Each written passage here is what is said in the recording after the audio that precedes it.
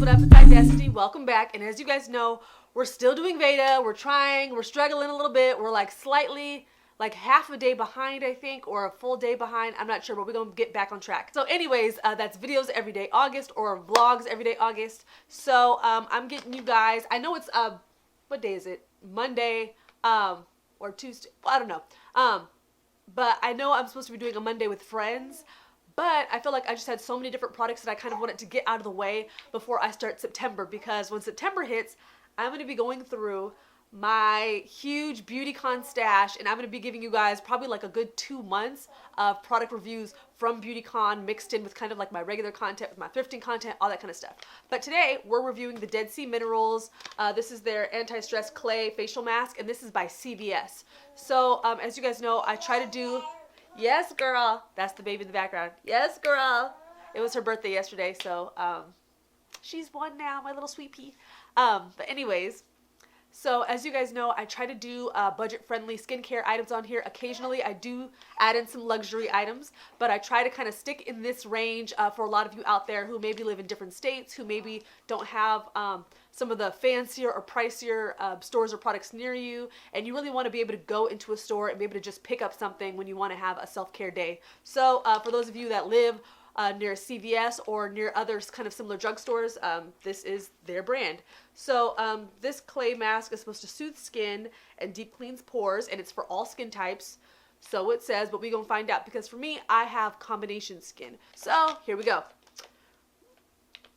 If I can get this thing open, it'd be nice if I, okay. So it says to, I should have read the directions beforehand. No, actually, apply mask to clean face and neck. Avoid contact with eyes. Leave on for 5 to 10 minutes. Okay, so as you guys know, before I usually do sheet masks or any kind of masks, I usually give my face a quick rinse over. So my face is nice and clean.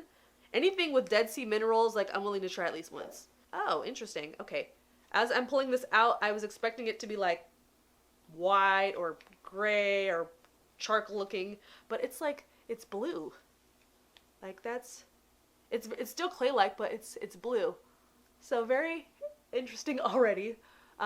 It's definitely a rarity that I get a mask of this hue, and it is a little difficult kind of squeezing it out of the package. Not terribly difficult, but I'm just kind of like literally squeezing.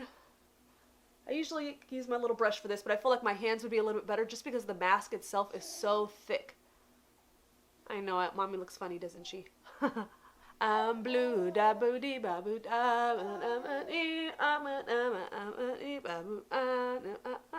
My daughter's like, what in the world, Mom? Like, what is going on with your face? I'm going to come down my neck just a little bit, not a whole lot. There is enough product in here, though, for if you want to come down your neck, like, a good amount. Like, I feel like I could probably come down to here and have my face still be pretty much covered.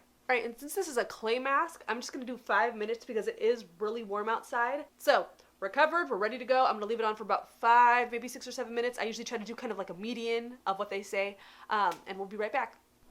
All right, I just wanted to show you guys what it looks like when it dries down. So, it still looks about the same. It's flexible. It's not super, super hard, which I know is great for people that have drier skin. That's the last thing you want to do is feel that like really harsh, kind of thick clay pot like cast on your face where you can't even move. So my face is still flexible, although it is a little bit tighter, but I'm gonna rinse this and then let you guys know my thoughts. All right, y'all, so I'm back. First things first, when I put on the mask, I was totally fine, and then I think like a minute in, I started noticing this terrible smell. Honestly, I felt like the mask smelled like a mixture of, have you guys ever done like those DIY Play-Dohs with like salt and flour and like some other crap? I know there's probably like a million videos on YouTube of people making like DIY Play-Doh and slime and all that kind of junk. This mask smelled like that. Like, and for me, I have allergies right now, so as you can kind of hear, I'm a little like nasally. So it's like I can't even really smell to begin with, and if I can smell this mask and it has that much of a strong scent to me, obviously for somebody who's very sensitive to smell, who doesn't have allergies, this is going to be like, it's going to be too much. And then I started to, oh, yep, it's right there, fragrance. So, not only was I getting this like DIY Play-Doh slime, nasty, kind of salty smell, but then I was also getting like this hint of fragrance that I feel like they tried to add it in to counteract that Play-Doh smell. And so now that I'm looking at it, the last ingredient on there is fragrance, and they don't specify what it is, so that's not exactly great. But just looking at the ingredients in general, I do see some good stuff in there, like obviously water, bentonite, seawater, algae extract, things like that, which is great. But then I really don't feel like they should have added all this like food coloring, like blue 1, yellow 5, and then they have a bunch of other kind of chemicals and stuff in there too. There are some natural ingredients in there, some good things, and then there's a lot of just really terrible things that I feel like the best thing that you could do is to leave out the coloring and to leave out the fragrance. I mean, I feel like at the very bare minimum, this would have been a better mask if they would have just done those 2 things. I mean, I could have even handled the smell, I guess, if I knew that the ingredients were more on the natural side. So that was a little bit of a bummer. I don't think I would recommend this mask. I mean, it's probably only like a $2 mask, but even at that, I feel like you could get more bang for your buck doing my DIY sheet mask, first of all. I'll link that video above. But you can honestly make a better mask at home using stuff in your own pantry that's budget, that if you really broke it down, you would probably get like maybe 50 cents per cost of mask out of what you have in your pantry. So using things like an aloe vera leaf plant, you can get things like that at Food for Less. The Filipino market, if you go to Hispanic markets, you can get aloe vera like full-on leaves for like a couple bucks and really hack that up and use that over like several weeks if you like refrigerate it or freeze it or whatever. And then even using things like coconut oil, using things like olive oil and sugar and things like that or honey in your pantry, you can make a mask that would give you 10 times better results than this, and it wouldn't have food coloring and all this other crap in it. Yes, mama.